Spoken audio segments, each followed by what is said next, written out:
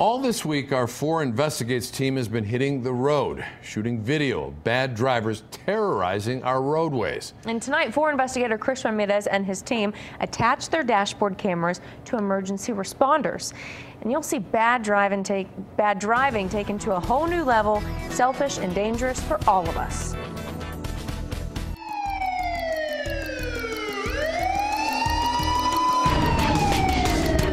As a first emergency responder, every second counts.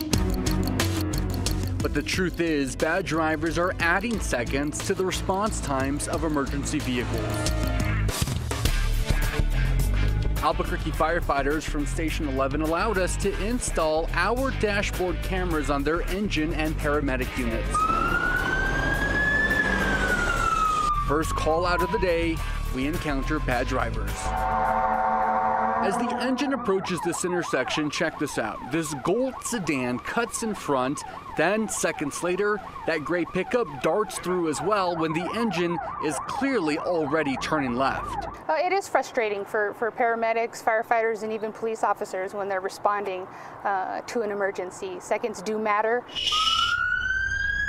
New call out, this one in an ambulance. The paramedic has to lay on his horn because this red sedan takes the turn even though that driver knew the first responders were trying to get to somebody's emergency. We see drivers, panic. I think they get a little freaked out when they do see lights and sirens behind them, but try to calm down, safely move to the right and stop and wait for us to pass so we can get to that emergency quicker. New intersection, take a look at this. The engine is barely able to get through that open lane because that driver in the hatchback is moving into it. It is typical for us to see either drivers stopping right in front of us, completely ignoring us, or moving to the left. The law is clear. When you see a first responder on the road, move over. By trying to beat the emergency vehicle, you put so many people at risk. Perhaps if the penalty was greater than a traffic misdemeanor, more people would comply. Seconds do count in any emergency. The job of the first responder is to get to the emergency. Your job as a driver is to get out of their way. Chris Ramirez, 4 Investigates.